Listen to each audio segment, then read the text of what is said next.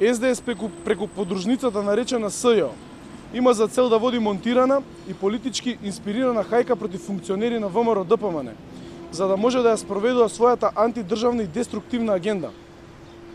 Позадината е јасна – слабење на ВМРО ДПМН со цел слабење на државата.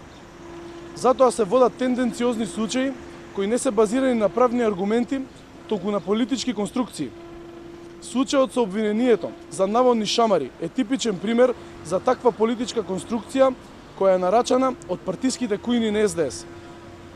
Ниту се удрени шамари, ниту физички е нападнат градоначалникот Жерновски.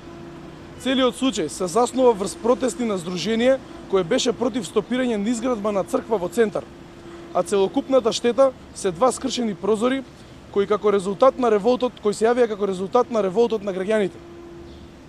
И ништо повеќе, како и за сите други обвиненија, нема правна основа.